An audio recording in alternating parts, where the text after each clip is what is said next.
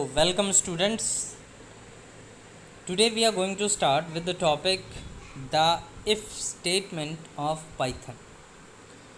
In my previous class I have explained some examples of if statement which you have already studied in class 10th. Now we are going to practically talk about if statement and its variant like if statement, if else statement, nested if else statement and if statement, that is if else ladder. So first we begin with this topic. The if statement are the conditional statement in Python. मैंने आप लोगों को बताया था तीन तरीके के statement होते हैं किसी भी प्रोग्रामिंग लैंग्वेज में. सिक्वेंशियल, जहाँ पे जो एग्जीक्यूशन होता है वो सिक्वेंशियल होता है, फिर सिलेक्शन होता है और फिर रिपीटेशन दैट इज़ इटरेशन होता है. तो सिलेक्शन में we give some condition and on the basis of condition, क्योंकि कंडीशन की वैल्यू या तो ट्रू या फॉल्स होगी, तो if the value is true, if the condition is evaluate to true, then one course of action, that means one set of line, one set of statement will execute. Otherwise, in case of false, another set of statement will execute. So the if statement are the conditional statement in Python, and these implements selection construct, that is decision construct. And if a statement tests a particular condition, if the condition evaluate to true, a course of action is followed, that is a statement or set of statement is executed. Otherwise, that means if the condition evaluate to false, the course of action is ignored, that means another course of action will execute if we have else given in the program. तो देखो, जैसे अगर हमने programme में केवल if लगाया है, else नहीं दिया है, तो ऐसे केस में क्या होगा कि हमारी जो अगर कंडीशन ट्रू है तो वो सेट ऑफ लाइन एग्जीक्यूट होगी, और अगर फॉल्स होगी तो उन लाइंस को स्किप कर देंगे, छोड़ देंगे, और प्रोग्राम का एग्जीक्यूशन उस इफ स्टेटमेंट के आगे कंटिन्यू कर जाएगा. लेकिन अगर हमने एल्स दिया हुआ है तो ऐसे केस में एल्स का एग्जीक्यूशन तब होता है जब इफ स्टेटमेंट हमने जो दिया है वो फॉल्स हो. तो जैसे अगर मैं आपको यहाँ पे एक्सप्लेन कर दूँ कि अगर हमने लिखा इफ़, फिर यहाँ पे कंडीशन दिया है और उसके बाद कुछ लाइंस है, और उसके बाद मैंने एल्स नहीं दिया और हमारा प्रोग्राम इस तरीके से फॉलो कर रहा है, तो ऐसे केस में क्या होगा, अगर कंडीशन ट्रू है तो ये लाइन एग्जीक्यूट होगी, फिर ये दोनों लाइन भी एग्जीक्यूट होंगी, और अगर कंडीशन फॉल्स है तो उस केस में ये लाइन तो एग्जीक्यूट नहीं होगी, लेकिन ये दोनों लाइन हमारी एग्जीक्यूट होगी, क्योंकि these two lines are not part of if statement. Whereas अगर हम इफ़ एल्स का यूज़ करें तो उस केस में अगर हमने इफ़ कंडीशन दिया, फिर एक सेट ऑफ स्टेटमेंट है, फिर हमने लिखा है एल्स, और फिर एक सेट ऑफ स्टेटमेंट है, फिर कुछ लाइंस हैं, तो उस केस में क्या होगा, अगर ये कंडीशन ट्रू होती है तो ये एग्जीक्यूट होगा, ये नहीं होगा, और अगर कंडीशन हमारी फॉल्स होती है तो उस केस में ये एग्जीक्यूट नहीं होगा, लेकिन ये एग्जीक्यूट होगा, और दोनों कंडीशन में जो नीचे लाइंस हैं वो तो हमारी एग्जीक्यूट होंगी ही होंगी. तो before we proceed, it is important that you recall what you have learned in chapter 4 in relational and logical operator, as all that will help you form conditionals in this chapter. Also please note, in all form of if statement we are using true to refer the boolean true value, that is true, as well as truth value true tval. Collectively, similarly false here will refer to boolean value false or truth value false T well collectively. तो I think ये सारे statement आप लोगों को clear होंगे, जैसे greater than, less than, greater than equals to, less than equals to, not equals to और equals to. ये मैंने आप लोगों को प्रीवियस लेसन में बताया भी था. फिर एंड ऑपरेटर, और ऑपरेटर और नॉट ऑपरेटर. किसी को अगर इसमें कोई भी कन्फ्यूज़न है तो मेरे प्रीवियस वीडियोज़ आप देख लीजिए और इन सारे पॉइंट्स को आप क्लियर कर लीजिए, because this is the base of forming any condition. Now moving forward, पहली चीज़ है हमारी इफ़ स्टेटमेंट. तो अब हम अगर इफ़ स्टेटमेंट की बात करें तो ये सिंपल इफ़ स्टेटमेंट है, मतलब यहाँ पे एल्स की हम बात नहीं करेंगे. तो अगर हमने एल्स नहीं रखा हुआ है तो उस केस में क्या है कि इफ़ एक कंडीशन दी गई, अगर कंडीशन ट्रू है तो इफ़ की बॉडी एग्जीक्यूट होगी, और अगर कंडीशन फॉल्स है तो इफ़ की बॉडी एग्जीक्यूट नहीं होगी। बस इतना ही यहाँ पे आपको ध्यान लेके चलना है। तो the simplest form of if statement test a condition, and if the condition evaluate to true, it carries out some instruction and does nothing in case condition evaluate to false।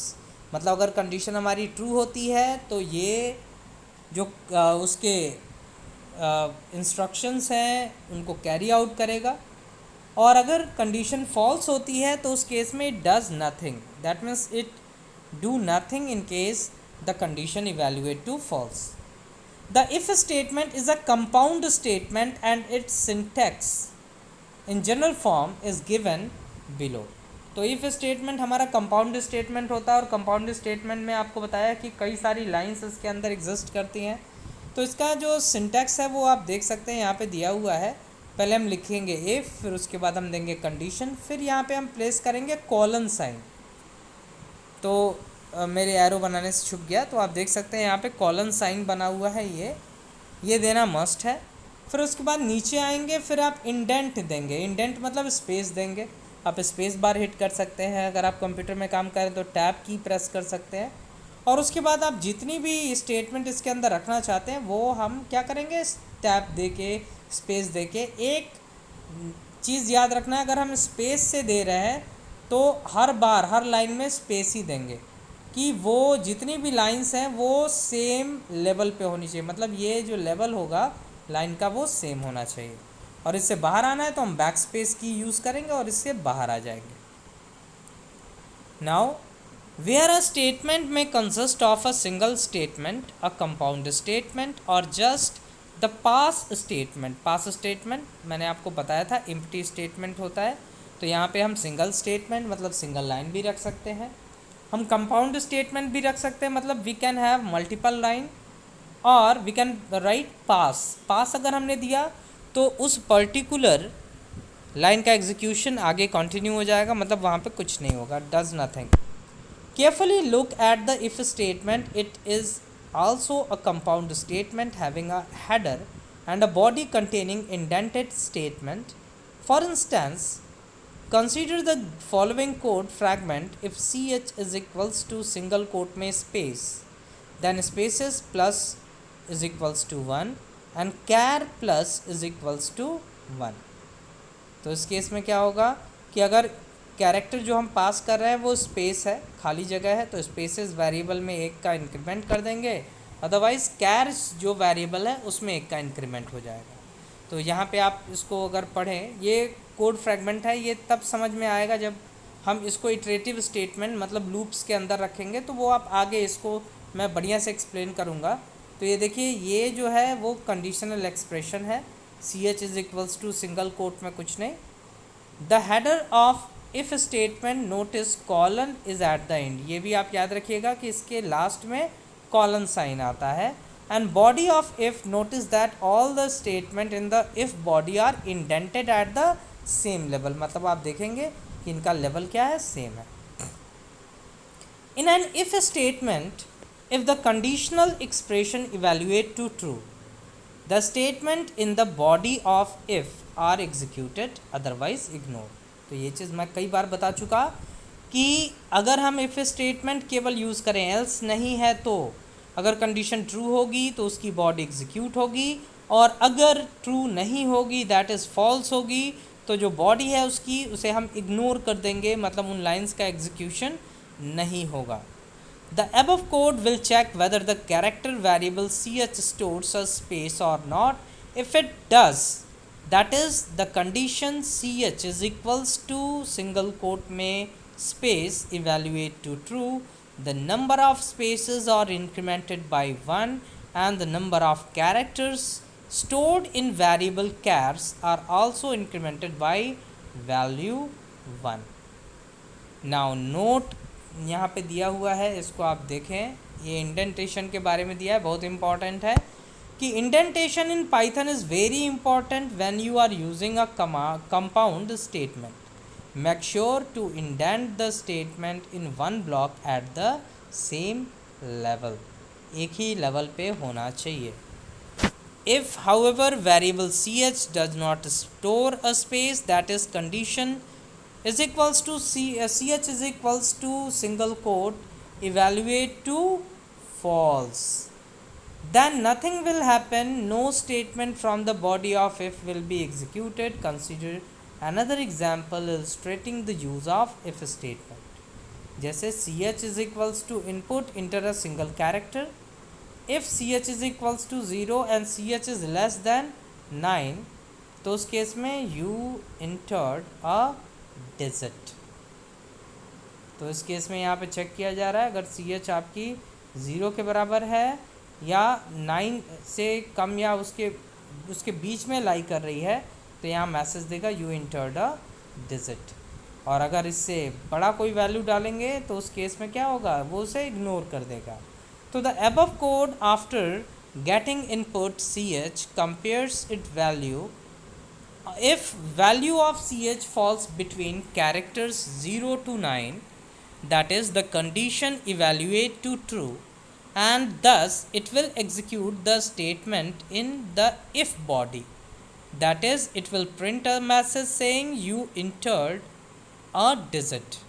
Now consider another example that uses two if statement one after the other. That is, if we have written ch is equals to input enter a single character, and we have written int if ch is equals to single quotes, तो ऐसे case में क्या आएगा कि you entered a space. If ch is greater than 0 and ch less than or equals to 9, तो print you entered a digit. तो हमने क्या किया, एक ही प्रोग्राम में ये दोनों स्टेटमेंट लगा लिए हैं. तो the above code example reads a single character in variable ch. एक ही वेरिएबल जो ch हमने यहाँ पे लिया है इसी पे काम करेगा. सबसे पहले ये चेक करेगा क्या ch में स्पेस है, अगर स्पेस है तो स्पेस प्रिंट कर देगा, नहीं तो ये चेक करेगा क्या ch की वैल्यू 0 और 9 के बीच में लाई कर रही है, तो उस केस में ये प्रिंट करेगा you entered a digit. तो if the character input is space, it flashes a message specifying it is the space, and if the character input is a digit, it flashes a message specifying it is a digit. Now the following example also make use of if statement. जैसे आप यहाँ पे देखें कि a is equals to int input enter first integer, b is equals to int input enter second integer, और यहाँ पे किया if a is greater than 10 and b is less than 15, तो उस केस में क्या होगा, c is equals to a minus b multiply by a plus b, और फिर c के रिज़ल्ट को प्रिंट किया जा रहा है और फिर प्रोग्राम ओवर हम प्रिंट कर रहे हैं. तो पहले एक एक करके इनके एग्जीक्यूशन को हम देखें, फिर हम आगे बढ़ेंगे. जो हमारे अलग अलग प्रोग्राम फ्रैगमेंट्स हैं उनके एग्जीक्यूशन को हम यहाँ पे देखने जा रहे हैं. तो पहले यहाँ एक प्रोग्राम बना हुआ था, इस प्रोग्राम को मैं वाइप आउट कर दे रहा हूँ. तो सबसे पहले मान लो एक वेरिएबल ले लिया ch, और ch इज इक्वल्स टू मैंने किया इनपुट ब्रैकेट में सिंगल कोट्स में inter a character, quotes close bracket close, next inter की मैंने प्रेस किया. तो यहाँ पे आप देख लो, यहाँ पे हम एक स्ट्रिंग वैल्यू को केवल इनपुट ले रहे हैं. अब यहाँ पे मैंने किया if ch double equals to single quote में मैंने यहाँ पास करना है स्पेस, तो एक स्पेस दे दिया, सिंगल कोट क्लोज कर दिया. अब इसके बाद कभी भी इफ स्टेटमेंट हम यूज़ करेंगे तो उसके बाद हमें कोलन साइन देना मस्ट है. फिर नीचे लाइन में आए, एक स्पेस मैंने दे दिया और यहाँ पे मैंने किया प्रिंट, फिर यहाँ पे कोट के अंदर मैंने दिया you have entered a space, bracket close किया.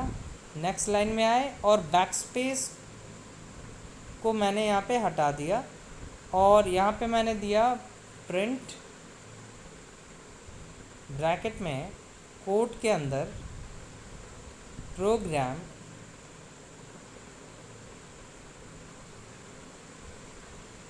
ओवर,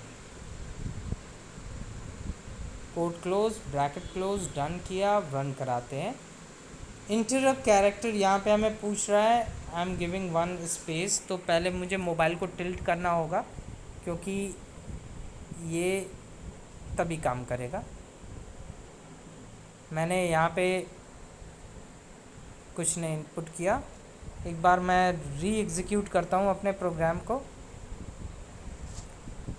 को री एग्जीक्यूट किया, एक स्पेस मैंने दिया, एंटर की प्रेस किया, यहाँ पे देखो आ रहा है you have entered a space and program over.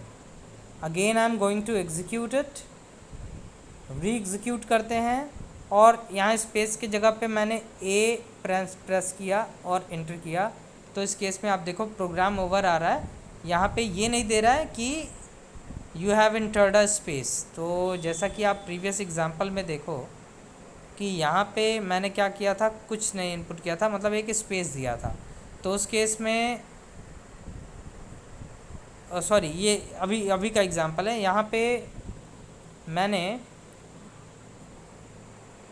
इसको फिर से एग्जीक्यूट किया, यहाँ स्पेस मैंने पास किया और एंटर की प्रेस किया। तो इस केस में अगर आप कंसिडर करें तो यहाँ पे मैंने स्पेस दिया है, तो ये दे रहा है you have entered a space and program over. और दूसरा केस क्या है कि अगर हम इसको री एग्जीक्यूट करते हैं और कोई भी वैल्यू हम यहाँ पे दे दिए, अब इस केस में अगर हम एंटर की प्रेस करें तो केवल हमें प्रोग्राम ओवर मिलेगा, you have entered a space नहीं मिलेगा।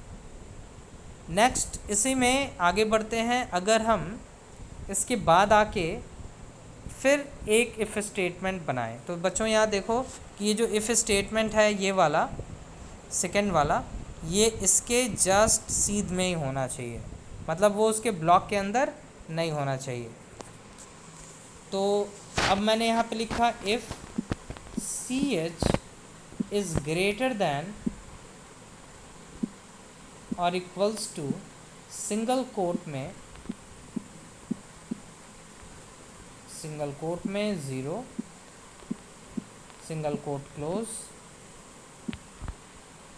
और c h is less than equals to single quotes के अंदर मैंने यहाँ पे दे दिया 9। तो इस केस में मैं अगेन यहाँ पे कॉलन साइन हमें प्लेस करना होगा। फिर यहाँ आते हैं और यहाँ पे मैंने लिखा प्रिंट, ब्रैकेट के अंदर कोट्स के अंदर you have entered a digit, coat close, bracket close, run करते हैं। तो सबसे पहले यहाँ आ रहा है इंटर कैरेक्टर, प्रोग्राम मोबाइल को मैं टिल्ट करूँ, इंटर कैरेक्टर मैंने यहाँ पे एंटर की प्रेस किया, 1 मिनट इसको री एग्जीक्यूट करेंगे प्रोग्राम को। यहाँ पे मैंने स्पेस बार हिट किया, एंटर की प्रेस किया, तो ये आ रहा है you have entered a space and you have entered a digit two. ये इसलिए आ रहा है क्योंकि जो डिजिट है वो भी 0 to 9 के बीच में भी लाई कर रहा है, उसकी वैल्यू के बीच में लाई कर रहा है। देन आफ्टर अगर हम प्रोग्राम को दोबारा से एग्जीक्यूट करें, री एग्जीक्यूट करें, और यहाँ पे मैंने डाला वैल्यू 8, तो इस केस में देखिए केवल दे रहा है you have entered a digit. So student this is how it will work. तो hope you all understand it. Now moving towards the next example, suppose I have written a is equals to, सबसे पहले हमें input कराना है 2 integer value, तो I'm writing int input bracket में quotes के अंदर inter first number, coat close, bracket again दूसरा ब्रैकेट भी क्लोज करेंगे, फिर इसी लाइन को मैं यहाँ से देखो कॉपी करूँगा एंड नेक्स्ट लाइन के अंदर आके मैं इसको पेस्ट कर दिया और यहाँ पे मैंने बना लिया बी, और यहाँ पे बस मैंने दे दिया फर्स्ट नंबर के जगह पे सेकंड नंबर। तो आप देख सकते हैं यहाँ पे 2 नंबर्स हमारे इनपुट लिए जाएंगे। अब इसके बाद मैंने यहाँ पे किया इफ़ एक ब्रैकेट के अंदर, अब यहाँ पे मैं सपोज़ 2 कंडीशंस प्लेस करना चाहता हूँ, तो मैंने लिखा if A is greater then 10, जैसा कि आपके बुक में दिया भी हुआ है कि if A is greater then 10, कि अगर ए की वैल्यू 10 से अधिक हो, and b is less than 15 and don't forget colon sign. तो उस केस में हम यहाँ पे आते हैं और यहाँ पे मैंने लिखा C इज़ इक्वल्स टू एक इक्वेशन फॉर्म किया ब्रैकेट के अंदर A minus b bracket close and then multiply by bracket में A प्लस बी। तो स्टूडेंट इस लाइन का एग्जीक्यूशन केवल और केवल तभी होगा जब कंडीशन दोनों, मतलब ए की वैल्यू 10 से अधिक हो और बी की वैल्यू 15 से कम हो, तो ही इन लाइंस का एग्जीक्यूशन होगा। और उसके बाद यहाँ पे मैंने दे दिया प्रिंट ब्रैकेट के अंदर कोट्स में the result is equals to quote close comma C. तो मैं यहाँ पे सी को प्रिंट करा देता हूँ और लास्ट लाइन में आके मैंने यहाँ पे दे दिया प्रिंट ब्रैकेट के अंदर program over, quote close bracket close, done. अब मैं अगर इस प्रोग्राम को एग्जीक्यूट करूँ, तो मैं यहाँ पे प्रोग्राम एग्जीक्यूट करता हूँ। सबसे पहले फर्स्ट नंबर हमसे यहाँ पे इंटर करने के लिए कह रहा है, पहला नंबर मैं डालता हूँ 11 और दूसरा नंबर मैं इंटर करता हूँ 5। तो इसका रिज़ल्ट आ रहा है 96। बिकॉज आप देखेंगे कि पहला नंबर, जैसे कंडीशन था a इज़ ग्रेटर दैन 10 और b इज़ लेस दैन 15, तो पहला नंबर 11 इज़ ग्रेटर दैन 10 है और दूसरा नंबर b मतलब जो हमने इनपुट किया है 5 इज़ लेस दैन 15 है। तो ये भी ट्रू है और ये भी ट्रू है। चूँकि यहाँ पे हम यूज़ कर रहे हैं एंड, तो एंड के केस में क्या होता है, ट्रू जब होता है तभी ट्रू रिज़ल्ट मिलता है। तो इस केस में क्या होगा, दोनों चीज़ें हमारी एग्जीक्यूट होगी, मतलब 11 माइनस 5 मल्टीप्लाई बाई 11 प्लस 5। तो 11 प्लस माइनस 5 ये हो जाएगा आपका 6 multiply by 11 plus 5 that means 16। तो 16 जा आपका होगा 96। तो इस तरीके से आपको आउटपुट यहाँ पे मिलेगा, आप इसको ऑब्ज़र्व कर सकते हैं। नाउ मूविंग फॉरवर्ड, इस प्रोग्राम को री एग्जीक्यूट करूँ और यहाँ पे मैं कोई और वैल्यू डालूँ, जैसे मैंने यहाँ पे मान लो वैल्यू डाल दी 5 और दूसरी वैल्यू मैंने डाल दी मान लो 16, और इस केस में अगर मैं इंटर की प्रेस करता हूँ तो यहाँ पे आपको मिलेगा प्रोग्राम ओवर। यहाँ पे आपको रिज़ल्ट नहीं मिला, यहाँ पे कैलकुलेशन नहीं हुआ। क्यों? क्योंकि जो पहली कंडीशन थी कि ए की वैल्यू हमारी 10 से अधिक होनी चाहिए, ये हमारी फॉल्स हो जा रही है। तो स्टूडेंट ये आप देख सकते हैं कि इफ़ किस तरीके से वर्क करता है। तो that's all for this video. Next video we will talk about if else statement. Thank you.